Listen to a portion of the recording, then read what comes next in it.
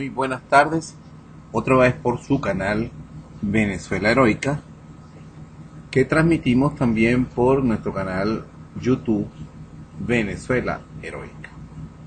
Ahora vamos a hablar de los factores de poder y la economía mundial. Uno sabe que cuando hay una tendencia es muy difícil cambiarla, hasta el punto que, por ejemplo, en los republicanos estaban cabeza a cabeza Donald Trump y el Ted Cruz en ese mismo estado, y así se mantuvieron hasta el final.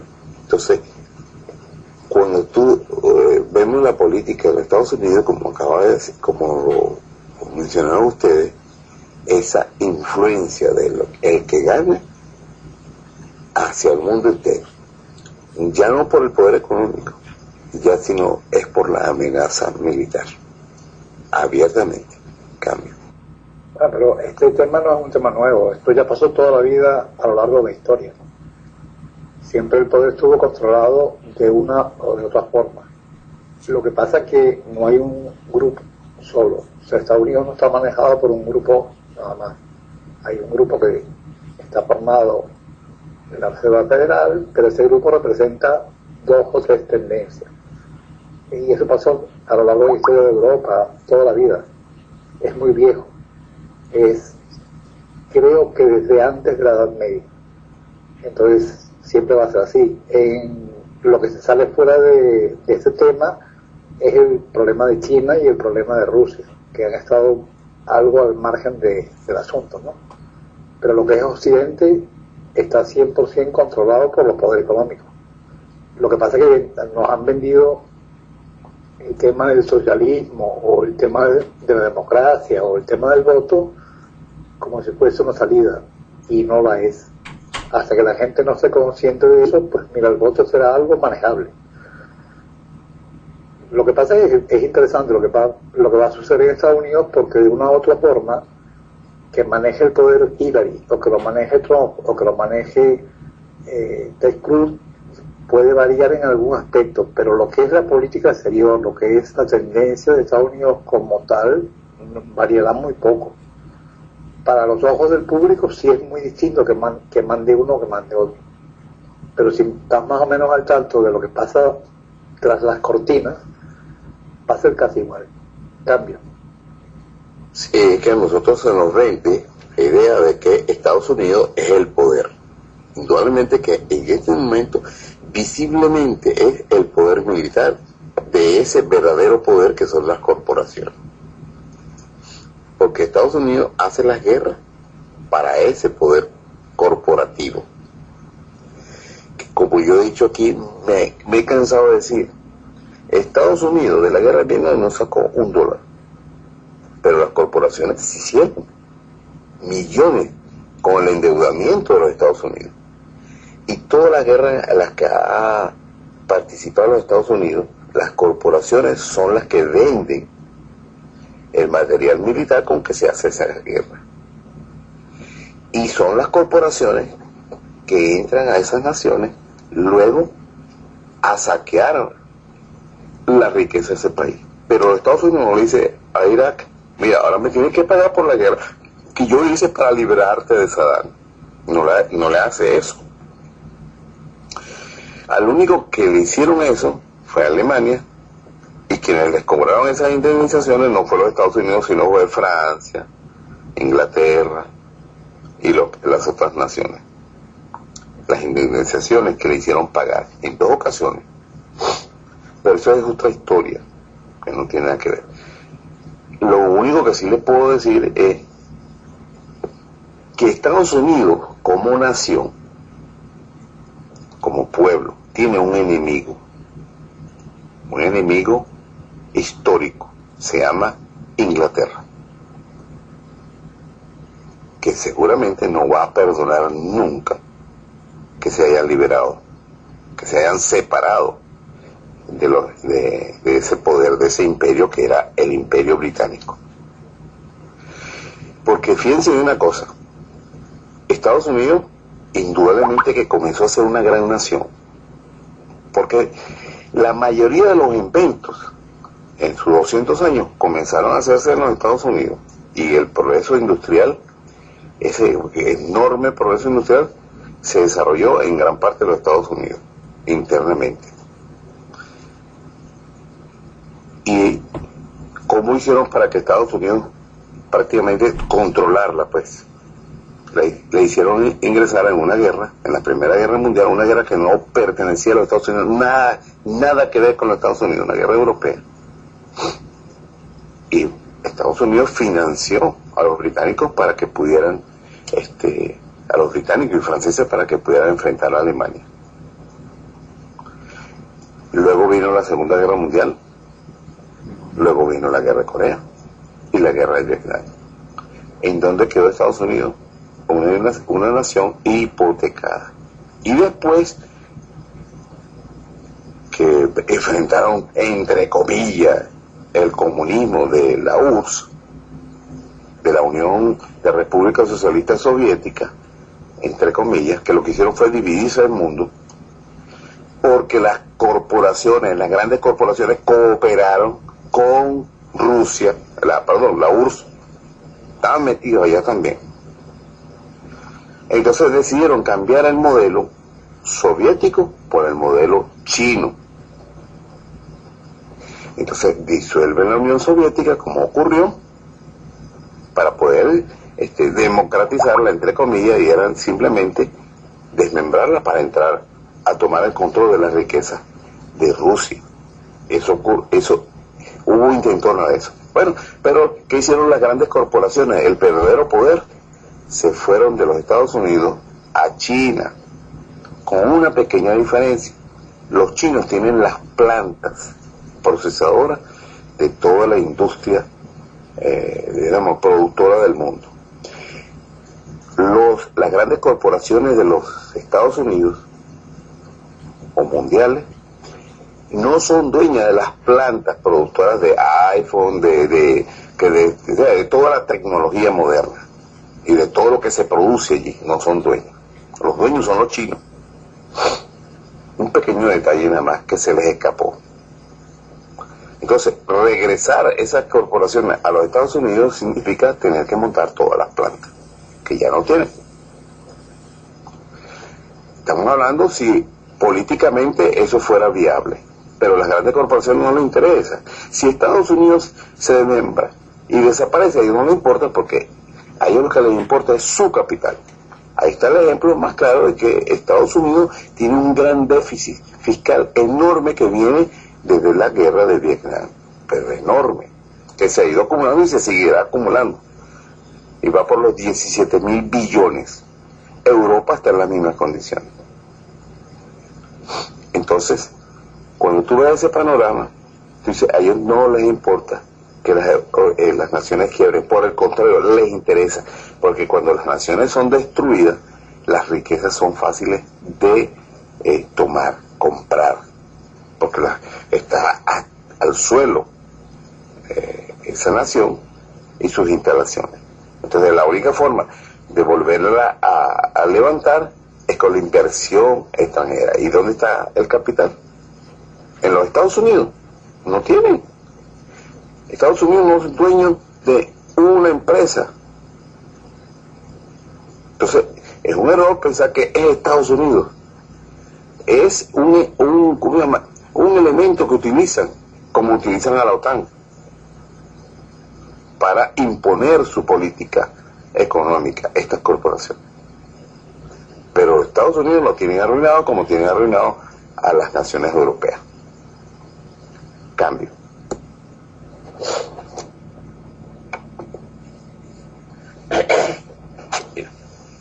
Perdón, yo quiero dar un ejemplo. Ustedes han visto que hay muchos movimientos que tratan de poner que Puerto Rico sea un estado, y hay una oposición grande, y no lo han logrado. Bueno, ustedes saben cómo lo están logrando.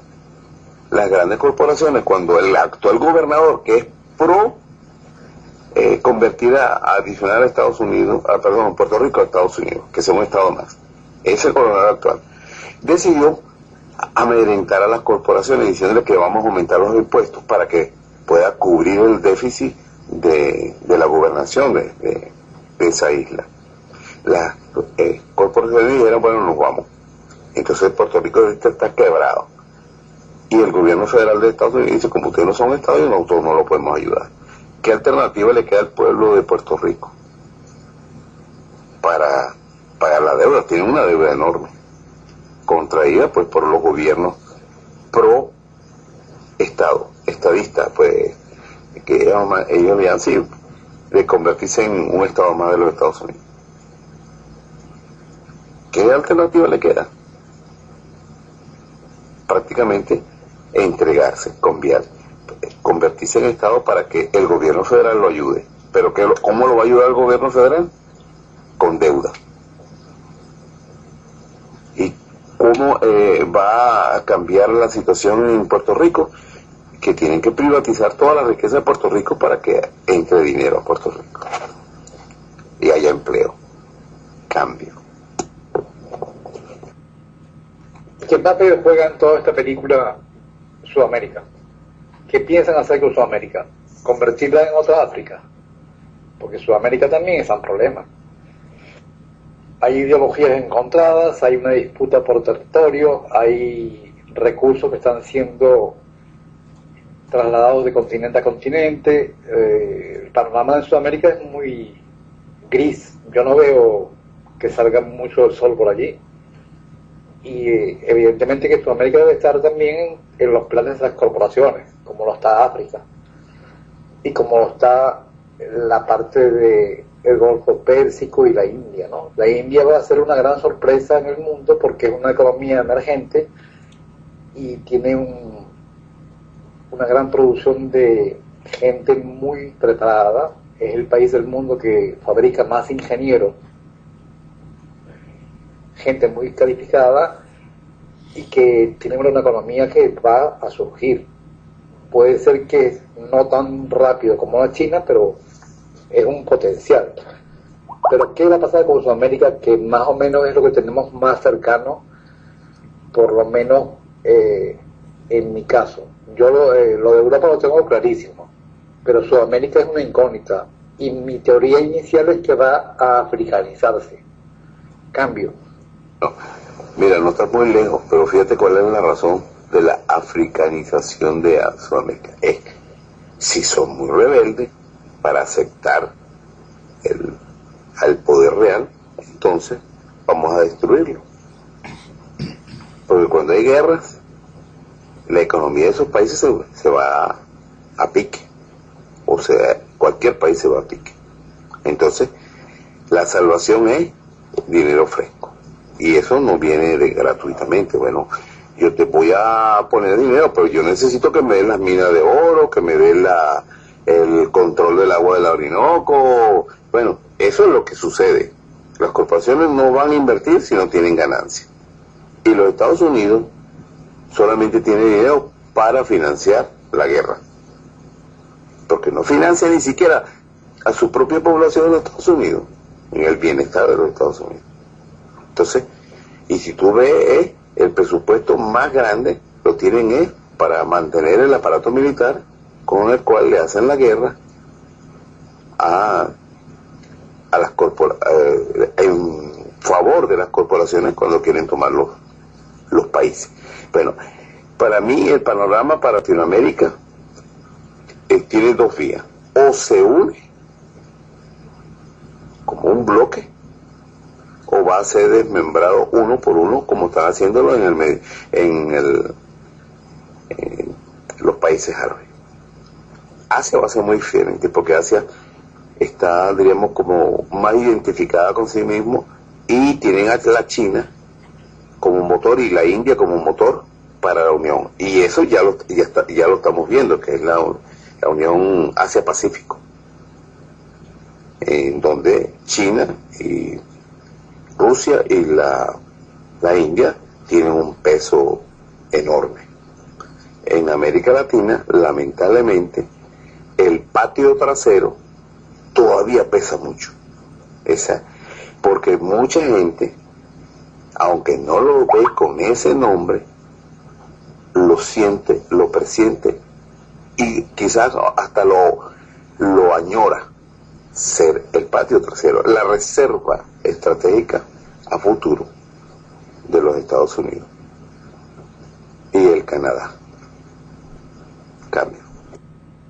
Sin embargo, América Latina, hoy en día, la tendencia que se está viendo es la tendencia de que la influencia cubana ha logrado buena acogida en Argentina, en Bolivia, en Ecuador. Colombia está en disputa, Centroamérica también está con muchísima influencia, y más o menos Cuba ha sido la que ha tenido la bandera ideológica en los cambios que se han dado en estos países. Lo que pasa es que Cuba no es el mejor ejemplo de cómo manejar economía ni cómo manejar nada que no sea ideología. Entonces yo veo que no hay muchísimo futuro. Por otro lado, Estados Unidos está saliendo cada vez más de la dependencia de reservas estratégicas, más bien se está dedicando a lo que es tecnología. Y por otra parte, Sudamérica, por ejemplo en el caso de Venezuela, sacaron de repente, o dicen que sacaron a Estados Unidos. Yo no lo veo así. Estados Unidos está más metido que estaba antes. ¿Por qué? Porque quien se hundió fue el PDVSA.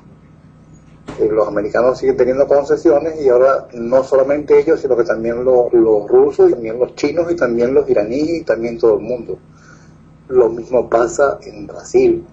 Brasil puede ser que tenga un presidente o una presidente que sea venida de la izquierda, sin embargo los capitales de Alemania, de Inglaterra y de Estados Unidos están llegando allí. Ahora están un poquito en retirada porque está llegando una inestabilidad política, pero los poderes siguen siendo los que están mandando, con el ingrediente de que entra China en el juego, que necesita energía, que necesita recursos, porque la tecnología china todavía es primitiva. Pero el panorama de Sudamérica es bastante problemático. Yo lo veo muy, muy, muy grave, ¿no? No sé qué piensan ustedes. Cambio. Bueno, yo te voy a decir específicamente Venezuela. Antes había en el país las operadoras de petróleo, la más emblemática, 5 o 6 de ellas, la más poderosa, y tenían el control del 100% de la concesión petrolera, y lo tuvieron por 75 años. Después descubrimos que se llevaban, si ellos decían que sacaban 3 millones de barriles, eso era lo que enteraban, pero ellos podían estar sacando 5, 10, dependiendo pues de las... Que ver lo que caíste. Amigos, yo los estoy oyendo atentamente, pero no participo mucho porque soy bastante fluida, es que los he abandonado en la charla. Bueno, las corporaciones podían sacar más petróleo de lo que realmente enteraban al Estado. Eso se descubrió que hacían trampa. La diferencia que hay ahora es que tenemos 54 empresas petroleras del mundo operando en Venezuela, diferentes empresas, y que PDVSA está asociada con todas esas empresas y tiene el mayor porcentaje de las acciones, es decir, tiene el control de la asociación. La Mobil, la ExxonMobil, la ETRA, la BP, todas están allí, pero ninguna se le entrega, diríamos, un sector para que haga la explotación del petróleo, pero ninguna tiene la mayoría de la nueva empresa que crean. No entra la Mobil ella sola allí. Tienen que crear una empresa dentro de Venezuela en donde hay capital mixto de esa empresa transnacional y de PDVSA. Y PDVSA tiene el capital mayor porque es el dueño de la riqueza que está en el subsuelo.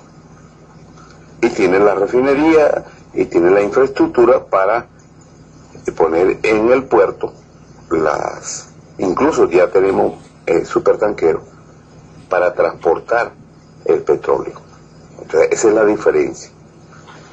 El problema consiste para esas grandes corporaciones que a ellos nunca les ha gustado estar en minoría. A ellos les ha gustado es tener el control total para saquear esa riqueza a su antojo.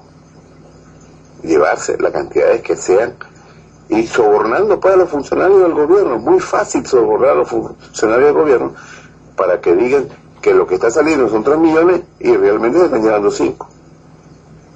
Entonces, esa es la diferencia. Y que Venezuela ha certificado que tiene la reserva petrolera más grande del mundo, más grande que Arabia Saudita. Certificada. Y ahorita está certificando el oro, las reservas de oro, de diamante, de coltán. Entonces, indudablemente que Venezuela se convierte en un objetivo no de Estados Unidos, sino de las corporaciones de los que tienen los norteamericanos, dueños de la gran riqueza de los Estados Unidos. Pero utilizan el poder militar de los Estados Unidos para crear todas las dificultades que están creando en todas las naciones americanas para ellos retomar el control, para que sus corporaciones retomen el control. El ejemplo más claro lo tenemos en 2 actos. Gana Macri en Argentina y lo primero que está haciendo es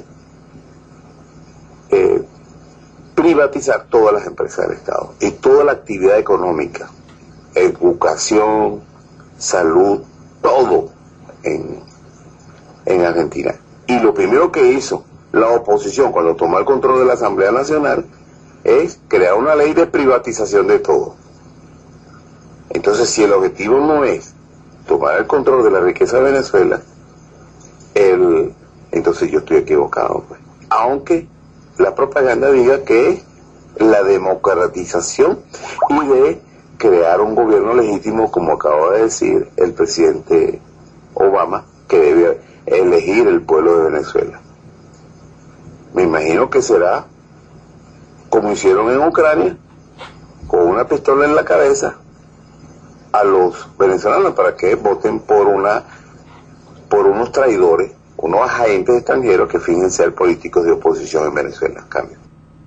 Bien, pero es que el tema de Venezuela es muy fácil de ver, ¿no? Vamos a suponer de que sea así como se está hablando, de que ahora la riqueza está siendo ocupada por 57 empresas donde tiene participación mayoritaria PDVSA, y de que los recursos ya no están siendo extraídos ilegalmente. ¿Qué sucede? Que en los últimos 15 años o 16 años el nivel de reservas va bajando, la calidad de vida del ciudadano va bajando. Entonces los resultados contradicen la teoría. Y si fuese totalmente favorable al país como tal, tendría que haber muchas más reservas, porque estamos hablando de varios miles de millones de dólares que tendrían que haber ingresado y sin embargo no existen. Entonces hay una contradicción entre lo que es la teoría y lo que es la práctica y las pruebas de la evidencia de que se ha empobrecido el país como tal. Entonces ahí hay un mal manejo de la economía, porque PDVSA, a pesar de que hubiese cualquier tipo de chanchullo, como se dice en Venezuela, era una empresa que figuraba en el ranking mundial como una de las punteras. Y Venezuela tenía mucho más nivel de extracción y mucho más cupo en la OPEP del que tiene hoy en día. O sea que hay una contradicción entre lo que es una teoría desarrollada y una práctica que se puede ver a lo largo de 15 años. Por ejemplo, no sé si me explico, se contradicen unas cosas con las otras. Yo estoy viendo más bien que lo que hay son problemas, al margen de que la posición en Venezuela sean traidores o sean lo que sean, o comprados por el imperio o como se le quiera llamar. Lo que yo veo, por las noticias que me llegan y por lo que yo puedo leer, es que hay una caída en los cupos de la OPEP, no se está cubriendo el cupo y China tiene problemas con lo que tendría que estar recibiendo de petróleo de Venezuela y la deuda ha crecido a niveles que ni siquiera se saben. Entonces es una contradicción. Por eso me preocupa lo que va a pasar en Sudamérica, porque lo mismo puede pasar en Brasil, lo mismo puede pasar en Argentina, lo mismo puede pasar en Ecuador. Ecuador, ejemplo, ya el nivel de precios del petróleo, si baja por debajo de 40, no compensan la inversión, porque la producción es muy pequeña. No sé, es preocupante. Lo de Sudamérica es preocupante. No sé hacia dónde se va. Se va a desmembrar o se va a africanizar. Y yo no veo que sea conveniente para los habitantes de la región. Cambio. Una cosa, respecto a lo que es lo que estábamos empezando a hablar, las corporaciones que quieren tomar el control. Mencionaste al final de tu intervención, Maquiavelo, que ya se ve con la Asamblea que está privatizando, en el caso de Venezuela. ¿Qué es lo que está privatizando? ¿Qué es lo que ha privatizado? Cambio. Bueno, yo le voy a decir, amigo Bison, usted tiene una gran confusión. Yo no sé si es venezolano, pero usted habla de que están bajando las reservas, la producción, y eso es confuso. Es decir, una cosa son las reservas monetarias, que son en oro y en dólares, y otra cosa es las reservas de los yacimientos petroleros. Como le dije, Venezuela acaba de certificar que tiene más reservas petroleras que Arabia Saudita. Esa certificación no lo hace Venezuela, se lo hacen organismos internacionales. Eso significa que el valor del país es grande. Comparándolo con los Estados Unidos tiene 17.000 billones de dólares en deuda con la Reserva Federal y sigue creciendo cada año.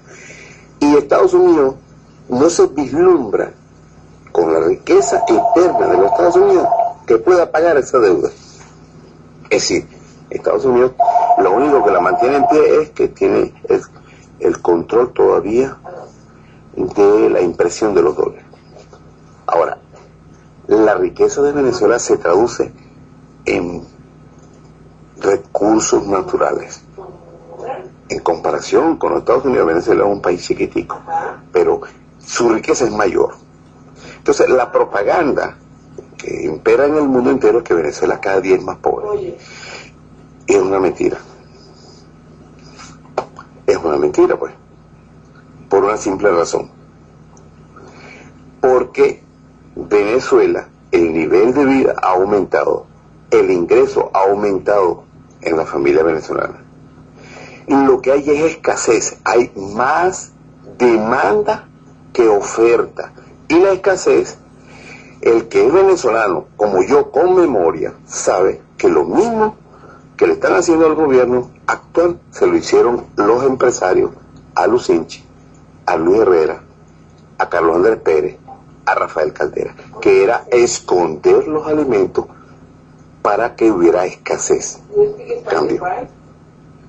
Cambio. Puede ser que yo tenga mala información, lo que pasa es que no me expresé bien. Yo no estaba hablando de reservas en el subsuelo, yo estaba hablando de que si tú gestionas una economía como si fuese una tienda de barrio, como si fuese cualquier tipo de corporación o de industria, tú tienes un flujo de caja. Y tu flujo de caja se dice cuánto tienes disponible en el banco, cuánto tienes disponible en liquidez. Y si tú gestionaste una empresa de 16 años, o 17 o 15, tú tienes que tener un flujo de caja y una reserva monetaria, sean pesos, en dólares o en libras o lo que tú quieras, de X dinero. Entonces la reserva, los índices que se muestran al público han disminuido y los cupos de exportación de petróleo, o sea, lo que están exportando de flujo también ha disminuido, o sea que la producción ha bajado, a pesar de que tenga 57 empresas. O puede que yo esté equivocado y que las fuentes que yo consulto sean erróneas, eso no lo sé. Yo lo que estoy hablando es lo que yo puedo leer y lo que yo puedo ver. Yo no estoy en Venezuela, evidentemente. Y yo toda mi vida viví en Venezuela a pesar de que no nací allí y llegué de 4 años. Y me siento tan venezolano como si hubiese nacido, porque tuve toda mi vida allí y tengo hijos nacidos allí. Claro, si ustedes me dicen a mí que porque no nací y me fui de 4 años para allí, no tengo el derecho de opinar sobre el país donde viví toda mi vida, yo lo respeto y lo acepto, pero seguiré pensando en Venezuela porque siento que el progreso de un país donde yo viví toda mi vida es parte de mí mismo. Cambio. Bueno, usted está hablando cosas que yo no dije de usted. Solamente quería saber, porque no es lo mismo ser venezolano que vivir en Venezuela. No es lo mismo. Es como lo que le está pasando a los cubanos en los Estados Unidos, que se consideran intérpretes del sentimiento de los norteamericanos, porque están viviendo en Estados Unidos 30 años, 20 años. Y se creen que son más norteamericanos que los mismos norteamericanos, que es una de las cosas que estábamos hablando. Entonces lo mismo le pasa a muchas personas que viven en Venezuela por un tiempito y consideran que ya conocen todo lo que es Venezuela. Y yo le estoy diciendo que los comerciantes de Venezuela son unos delincuentes que la mismo que están haciendo ahorita de esconder los alimentos para presionar el aumento del precio de los alimentos, se lo hicieron a gobiernos que supuestamente eran afines a ellos. Y cuando ellos lograban que sean... Aló, espera un momentico, cambio. Mientras que llega, espero que solo oigan el historial. O sea, yo en lo que estoy de acuerdo, y eso lo discutimos el otro día, es que el venezolano en general siempre ha sido un gran delincuente en el sentido, a la hora de comercializar o hacer el trabajo que hace, porque siempre ha sido especulativo. A mí me cuesta creer que la escasez del país sea todo un complot, una guerra económica con todas las empresas que ha expropiado el país y que no están funcionando. Entonces, con todas las empresas que ha expropiado el país, Venezuela podría estar produciendo, tal vez no para cubrir el 100% de la necesidad, pero un 60-70% sí.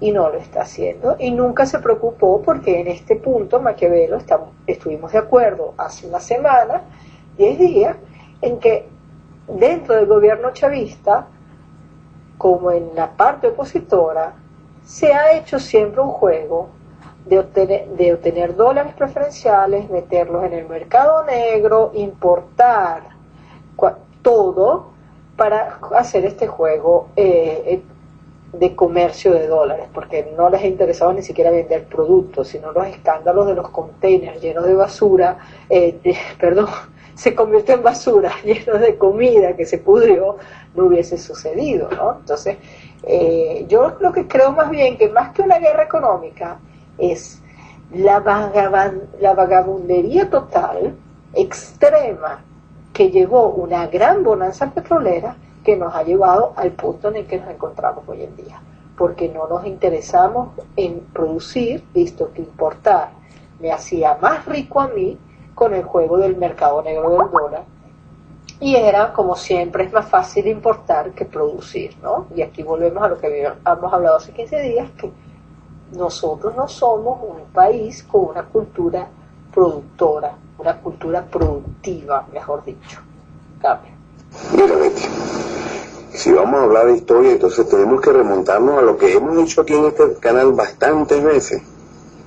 Y yo tengo audios de esas conversaciones que hemos tenido, que lo hemos subido en internet, que se llama en el canal de YouTube Venezuela Heroica. Es que la historia de Venezuela no se resume en los 17 años de Chávez.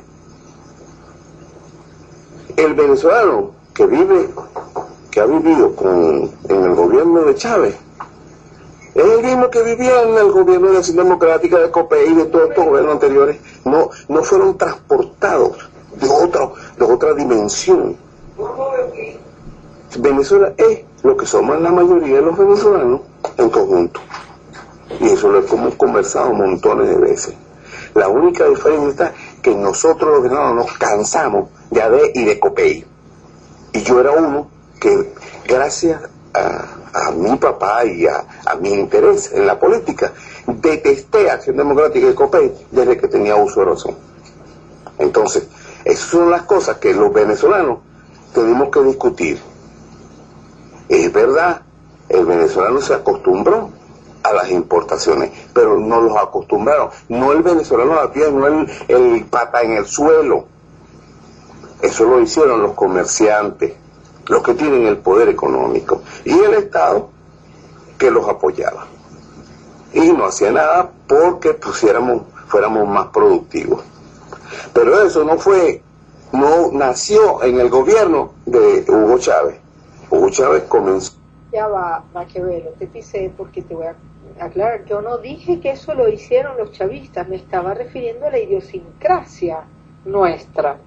No lo dije que eso se generó, que se enfatizó con la gran bonanza petrolera que tuvimos, pero yo no lo dije que lo inventó, por eso te estoy aclarando. Betty, yo no te estoy contradiciendo a ti. Es que estoy corroborando lo que tú estás diciendo, de que nos acostumbramos a las importaciones porque ese era el interés del comercio. Era mucho más fácil importar y había los dólares del Estado. Como había los dólares en los gobiernos pasados, los hay en este. Y la coyuntura que llegaron ahorita es que no hay los dólares, porque estamos recibiendo $20 por barril en un lugar de 140. Pero eso no lo creó Venezuela, y eso es una de las cosas que tiene la gente que se mete con la propaganda y repite la propaganda y cree que es Venezuela la que creó el problema de que haya menos ingresos. Porque si tuviésemos el dólar a 140, estaríamos importando otra vez. Y yo, en cierta forma, pienso que la coyuntura ahorita, ojalá que nos obligue a sembrar. Ojalá.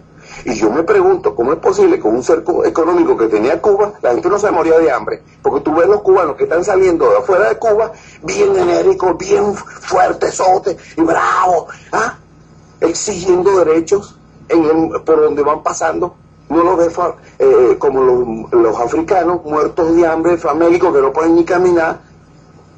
Tú no ves a los cubanos. Yo no he visto todavía un solo cubano que pareciera que se estuviera muriendo de hambre. Bien fuertes se ven. Entonces, ¿qué hizo Cuba para no morirse de hambre? ¿Qué hicieron? Bueno, eso va a tener que pasar en Venezuela. Y estoy de acuerdo, porque todo era importado, porque había los dólares para importar. Eso es un vicio que traemos desde que llegó la democracia a Venezuela, porque cuando Periménez no pasa esa vaina. Cambio. Exacto. Y disculpa que te pisé antes, pero era por si las moscas no me habían entendido. Yo no estoy acusando a esto, es un vicio que nosotros traemos. Y las ideologías nos están matando porque empeoran las cosas. Estamos aquí en una guerra ideológica, o sea, hablo del país en general, y producir, nadie se concentra en eso, nadie. Entonces, esto es lo grave. Y no es culpa ni siquiera del petróleo que haya bajado, y que baje más para ver si terminamos de aprender. Es culpa nuestra, o sea, ¿cómo es posible que no se... Mira, imagínate tú todo lo que se hubiese podido hacer con ese petróleo a 140 como lo tuvimos. Todo lo que se podía hacer. Y se ha ido todo por esa mala costumbre, ese chip que nos metieron, y ahí estoy de acuerdo, cuando Pérez Jiménez cayó. Aquí, en ese momento a nosotros nos cambiaron un chip. Ahora bien, ¿quiénes? ¿Con qué finalidad? Porque esto no se ha terminado acá. Cambia. Mira, me estoy recordando ahorita, o me hiciste recordar ahorita, que acuñó una frase por los años 60, 70, que empezó y dio una charla sobre eso, y se acuñó esa frase, se llama Sembremos el petróleo. Arturo Urlar Pietri. ¿Y en qué época era? En la época de Acción Democrática y COPEI. Vamos a sembrar petróleo, y nunca se hizo. ¿Y qué significa sembrar el petróleo? Producir en Venezuela lo que podemos producir. Tenemos grandes extensiones de terreno, tenemos grandes extensiones para la cría, todo, una cantidad de cosas que se pueden hacer en Venezuela. Pero era más fácil importar. ¿Y a quién beneficia la importación? A las grandes corporaciones. Eso no beneficia al que está, al consumidor. Creerá él que lo beneficia, pero él no produce nada, no tiene empleo, no tiene nada.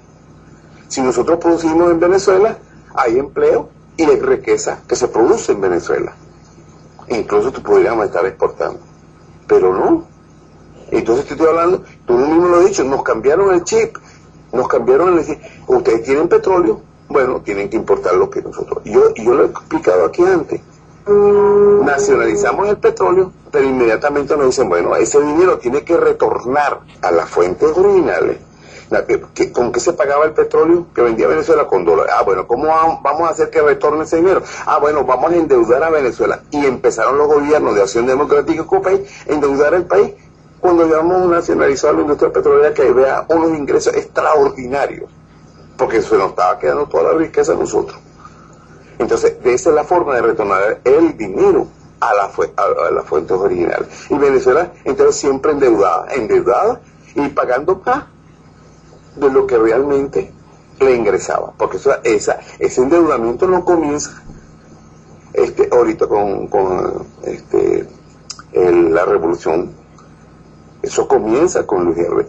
Primero comenzó con Carlos Andrés Pérez, pero cuando empezamos a ver la realidad, que despertamos la realidad de la deuda, fue cuando Luis Herrera empieza a devaluar el bolívar. El bolívar era una moneda estable hasta el gobierno de Luis Herrera. No es Luis Herrera el responsable de la inestabilidad del bolívar. Es Carlos Andrés Pérez uno cuando nacionaliza el petróleo y a la vez contrae grandes deudas con la banca internacional, que después tuvimos que empezar a pagar, porque tanto Luis Herrera como Luis Sánchez tuvieron que refinanciar esa deuda. Y todavía existe, lo acaban de decir, todavía esa deuda se está pagando, mejor dicho, se están pagando los intereses, ni siquiera el capital. Hay que esperar a que se venza para pagar el capital. 35.000 millones de dólares. Entonces, esa es la cosa que nosotros tenemos que ver.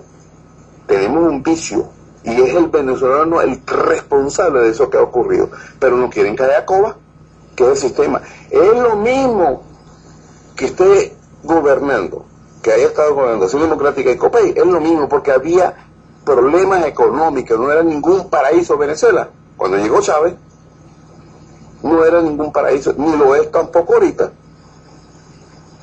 ¿Por qué? Porque los grandes intereses nos han convertido en simplemente consumidores.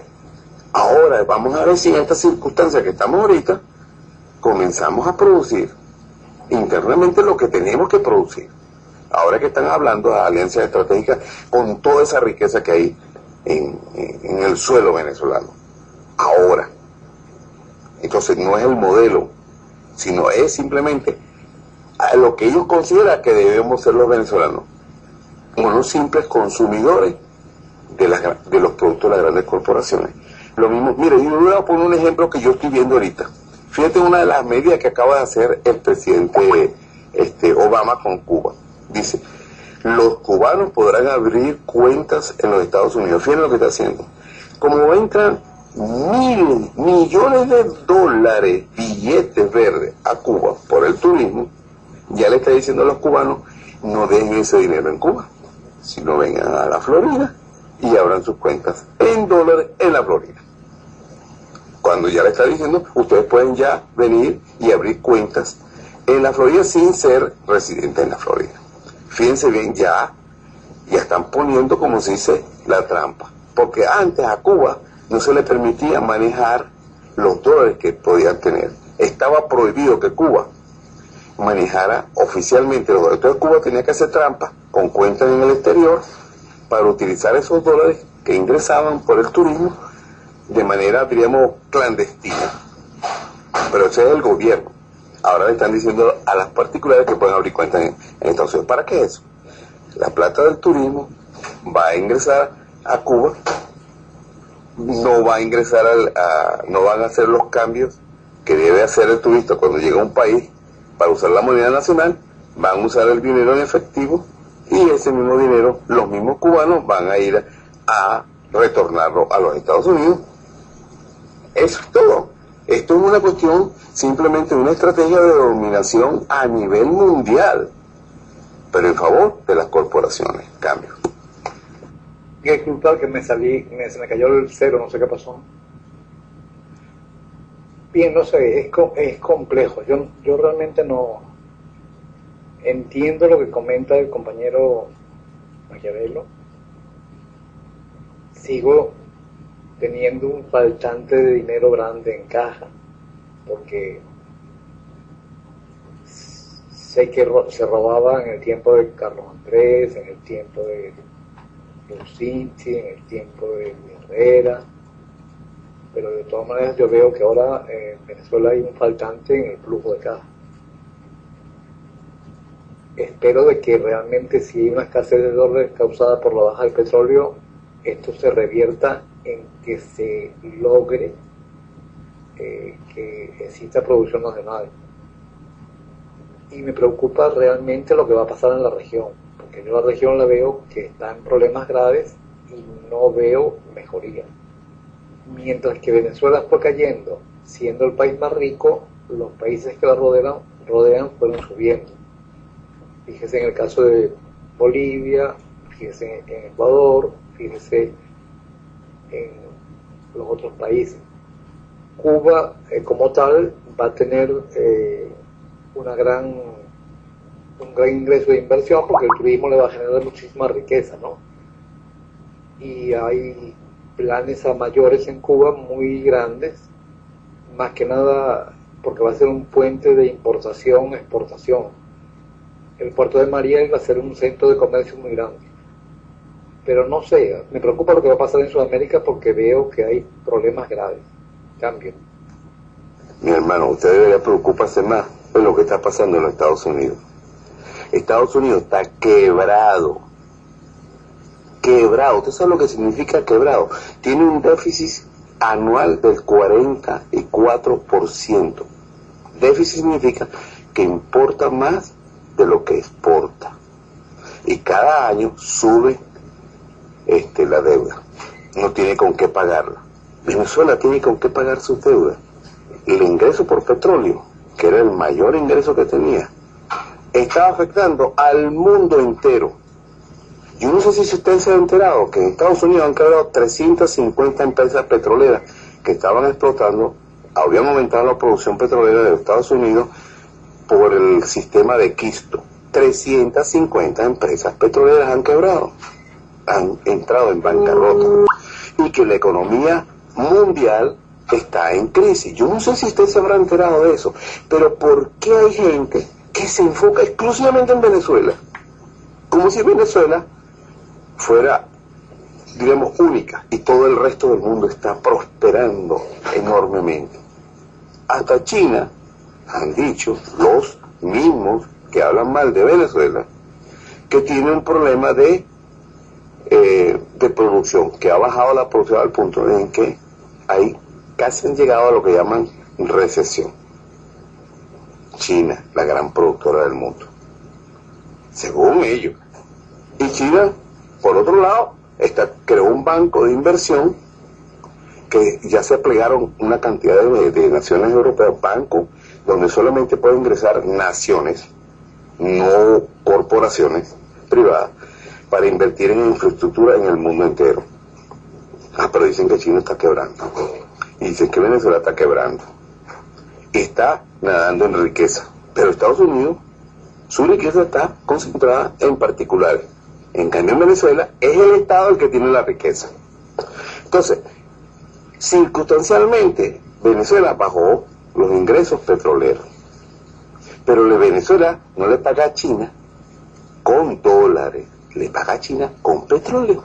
Pero eso tampoco lo sabe. Entonces, esto es una cuestión de información y desinformación. Se raja la apertura, ay, Venezuela, pobrecita. Muchos venezolanos, yo hablo de los venezolanos, que salen al exterior, ay, Yurikia, tú eres venezolano, sí, ay, pobrecito ese país, mira cómo lo tiene destruido. Y mencióname un país del mundo que no tenga problemas económicos ahora. Me mencionaste Bolivia. Me mencionaste Ecuador. Bueno, yo te pido que vayas ayer te informé un poquitico mejor, tienen dificultad a todos los países ahorita. Es un problema mundial. ¿Y cómo se visualiza eso? Que andan ofreciéndole guerra a todo el mundo. ¿Por qué? Para activar la economía. ¿Por qué? La economía de las grandes economías del mundo, ¿no? Europa y Estados Unidos. Quieren activarla con guerra para aumentar la producción de armas y darle empleo a los habitantes. ¿Cómo? Como soldados. Y en la producción de las fábricas de armas. Eso lo han experimentado en 2 ocasiones con 2 grandes guerras. ¿O es que no hay un poco de guerras por ahí, por todo el mundo regado? ¿En favor de quién? En favor de las corporaciones, de las empresas, que quieren aumentar la producción. ¿Quiénes fueron los que quebraron no hace mucho? En 2008 y en el 2000. ¿Venezuela? ¿O las grandes corporaciones del Wall Street? ¿Quién salió a salvar al Wall Street? El gobierno de los Estados Unidos. Se endeudó el gobierno de Estados Unidos para salvar a los depredadores, a los banqueros del Wall Street. ¿O no se acuerdan que les dio 800.000 millones de dólares y después le dieron 50.000 millones más y después le dieron 30.000 millones más? En el gobierno de Bush al final y en el gobierno de Obama. Pero Venezuela está quebrada, está derruinadita. Y resulta que el sistema monetario internacional está a punto de quebrar. ¿Ese es culpa de Venezuela? O de Cuba, perdón. Puede ser Cuba, que influencia al mundo entero. Cambio. Bueno, más que verlo, tampoco así. Porque nos preocupa, no es que estamos diciendo que Venezuela está quebrada. ¿Por qué nos preocupa Venezuela? Porque bueno, yo soy venezolana y me preocupa, tengo mi familia allá, me preocupa, me imagino que Visó se preocupa porque tiene familia allá. Nos preocupamos todos porque es la nación que llevamos en el corazón. Y nos preocupamos porque con esa bonanza petrolera que hubo, ¿cómo es posible que nosotros estemos así y no estemos sacando provecho de la crisis mundial que hay? Porque está claro también, yo no soy economista, pero a mí siempre me han dicho que de toda crisis es donde se sacan los mejores negocios, ¿no? Entonces, es por eso que nos preocupamos. No se justifica que Venezuela... Mira, déjame interrumpirte ahí un momentico. ¿Tú sabes quiénes se aprovechan de las crisis? Las corporaciones. ¿Por qué? Porque bajan las acciones y vienen esos grandes capitales y las compran como diríamos, desecho. Es decir, si costaban 1.000 y las pueden comprar por 100. Esos son los que se aprovechan de esos cambios. Sí, Maquiavelo, pero entonces, ese es el juego que hay internacional, ¿no? Y esas son las reglas que ellos ponen. Entonces, ¿por qué no ser más inteligentes que ellos? Visto que nosotros hubiésemos podido tener el capital, ¿me entiendes? Tú acabas de decir que la deuda externa adquirida en la Cuarta República. Yo había entendido que Chávez pagó esa vaina, porque él salió publicándolo por todas partes. Venezuela no tiene deuda, que la pagó toda. Ahora tú me estás diciendo que al contrario, nosotros todavía no estamos pagando los intereses de esa vaina. Entonces, con toda esa bonanza petrolera, los intereses al menos, o tener la reserva para cuando se libere, poder pagarla, ¿no? No entiendo cuál es el juego también comunicacional, manipulación, que se hizo cuando dijeron que habíamos pagado la deuda. Al respecto. Pero bueno, vuelvo a lo que digo, sembrar el petróleo, como dijo Arturo Pietri. Nosotros, con toda la bonanza y la crisis económica que hay internacionalmente, somos, para Venezuela, es una bomba a relojería. Podríamos estar mejor, podríamos estar 1000 veces mejor y ser un factor de peso y no un buratino dentro de esta crisis internacional.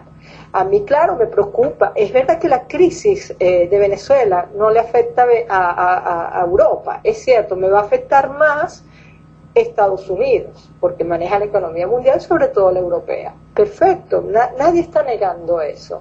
El hecho de distorsionar la atención a una cosa u otra no quita que haya problemas en Venezuela, y hemos llegado, creo que a la semi-conclusión, o al menos en lo que estamos de acuerdo, es que el problema somos nosotros, y no ha cambiado, porque yo no veo que la mentalidad de nosotros haya cambiado para poder empezar a ser un país productivo con precios justos, no con manipulación y no sé ahorita cómo es el término, se me fue, económico, para cuando especulación, sin especulación, etcétera. Nosotros no hemos cambiado esa mentalidad. Cambio. Bueno, yo realmente a mí no me preocupa Estados Unidos, o sea, no tengo ningún tipo de problema con lo que pase allí. Yo estoy al tanto de que hay intereses por las corporaciones tanto en Estados Unidos como en Europa como en el resto del mundo, y eso tampoco me preocupa. Eso toda la vida ha sido así, y ninguna ideología ni ninguna tendencia política va a escapar de eso. O sea, no puedes escapar de que cuando sale el sol te llegue. Lo que sí me preocupa es cuando un país entra en una crisis que me afecta a mí personalmente, y soy de los que le gusta, en lugar de guiarse ciegamente por una ideología, ver los resultados. En un país los resultados no se pueden ver en un año, ni en 2, ni en 3, pero sí se pueden ver en 5, en 10 o en 15 o en 20. Y no me gusta lo que está pasando en la región de Sudamérica. Es todo. Quizás no estoy viendo bien, quizás mi información no está correcta, quizás tengo que revisar números o informaciones o fuentes. Pero yo confieso lo que me pasa, y yo con mucho gusto escucho las opiniones de todo el mundo, pero soy libre de juzgarlas y de razonarlas en mi interior. Quizás todo esto dé un vuelco cuando los venezolanos se pongan a producir o a sembrar o a exportar algo que no sea o que sacan del subsuelo. Los países ricos realmente son los que producen en base a su tecnología, en base a sus inventos. En Suiza, por ejemplo, fueron exportadores de relojes a todo el mundo e hicieron mucha riqueza con eso. En Japón, no teniendo ninguna extensión de tierra comparado con la cantidad de habitantes, fueron exportadores muchísimos años. Y así muchísimos países que tienen una gran producción y tienen un gran nivel de vida. Y yo quisiera que los países que yo tengo simpatía, querencia o vínculo fuesen a mejor, no a peor. Gracias por haberme escuchado. Es un placer haber estado con ustedes. Volveré de nuevo al canal si ustedes me lo permiten. Cambio. Mire, hermano, esto aquí es libre de entrar y salir cuando quiera. Ya conoce el canal, ya incluso Betty dijo que iba y ya tenemos la cuestión de confianza, porque aquí somos así, liberales para que la gente opine. Pero así como opina, yo puedo estar de acuerdo contigo o no puedo estar de acuerdo contigo. Y entonces, yo tengo mi posición, yo no me pongo bravo porque tú no estás de acuerdo conmigo. Y yo espero que tampoco estés bravo si no estamos de acuerdo con tu opinión. Pero eres libre de opinar, al contrario de lo que podrías encontrar en otros canales. Aquí todos tenemos el derecho de hablar. Y aquí vemos que de vez en cuando nos interrumpimos un poco porque, bueno, ya tenemos confianza en eso. Y Betty es el mejor ejemplo, porque al principio ella también pensaba que aquí no había libertad de expresión. Aquí hay verdaderamente libertad de expresión. Y puedes venir. Y si has visto el estilo que hemos empleado ahorita, ese es el mismo que se emplea todo el tiempo. Pues. Eres bienvenido todo el tiempo, cambio. Bueno, Maquiavelo, no todos son iguales, ok, pero sí, al inicio me pasa que me pisabais demasiado. Ahora yo ya me acostumbré a pisar también, porque era una cosa que abría la boca y taca. Creo que tú y yo, y lo dije la semana pasada, aprendimos a conocernos. Yo insistí, no me fui, insistí. Yo creo que sobre todo al comienzo hubo como un aprocho un poco agresivo que ha ido cambiando con el tiempo. Creo que al final mi conclusión es que cuanto más nos alejemos de las ideologías y pensemos más en cómo producir y ser activos y proba versus la nación, o en la nación donde nos encontremos, porque no te vayas a pensar que Europa está tan diferente a nivel de lo que es ser activo y productivo. Hay muchos problemas y que se van a reflejar, ahora no, pero tal vez dentro de las próximas generaciones, dentro de 20 años, 10 años, 20 años, seguramente. Lo que es que hay que cambiarnos el chip, y es muy difícil porque si en 50, 60 años, 50 años no se ha cambiado, no sé qué método podrá hacer que lo cambie, ¿no? Y es más o menos lo que yo hablo por otros medios también. Como tú dices, no es fácil, a veces no aceptan algunas ideas, pero bueno, yo creo que es saber cómo decirlas en un cierto modo. Ya. Bueno, hemos llegado al final de este programa, ya estamos con la hora y será hasta otra ocasión. Quien les habla, Maquiavelo. Han participado Betty, Vergatario, tenemos un nuevo participante, Visor 2016. Hasta otra ocasión. Buenas noches.